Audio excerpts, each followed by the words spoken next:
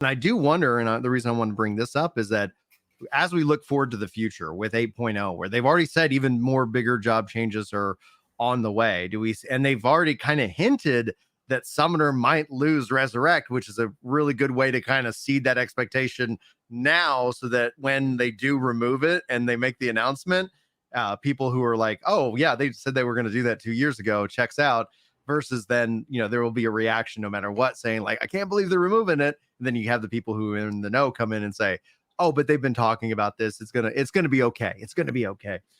So I do wonder if we'll finally see them pull that trigger.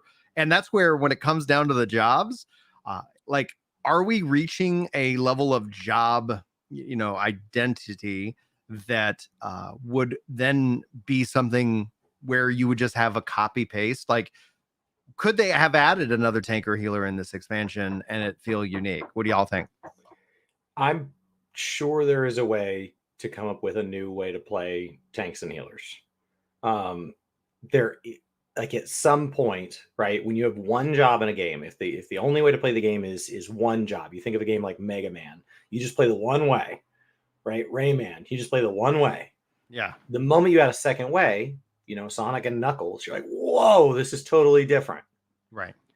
Every additional job after that, it just gets spread a little more thin and a little more thin and a little more thin.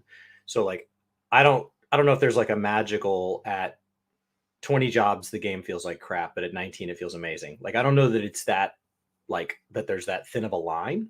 Right. But I do think we are going to just slowly approach fatigue. And it's like, oh, so now because we have to get through the content. So you can't have a job that's so unique that it's like, oh, when that job's in my party, the content's really easy. And when that job's not there, it's impossible. Like, you can't have a job that truly sits outside of all the others. Pictomancer right now until the nerfs. Seriously, Pictomancer is stupidly overpowered in AoE. Oh, yeah, it is. Like, until it's going to get nerfed so hard. Like, you can walk in and the tanks can't keep back. Tanks can't even start getting aggro because you walk in with like 1,300 potency. Yeah. Then follow up with 880 potency, and then you do another 1,000 potency. And then with sustain that's going to carry into Savage. I don't know. I would say no, Savage. Not really. Okay, so it just kind of has this great opener, and then it has great Abacus after and then that. It slows down a little bit, and then you can burst up again.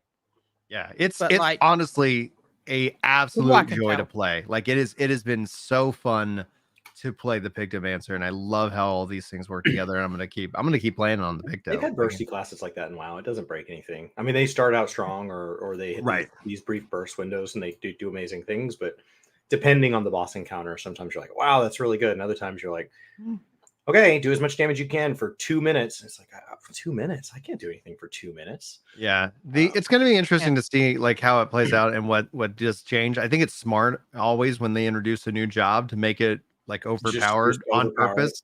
Okay. On purpose, so that the excitement is there, because I think the opposite is actually the worst case scenario, where, hey, we developed this new job and people are like, this sucks. It's not like, it's not fun. It's weak. Why did you waste all this time? And when it's just a numbers game, an adjustment. So I think you end up coming in strong. It's the new job. People are excited about playing it.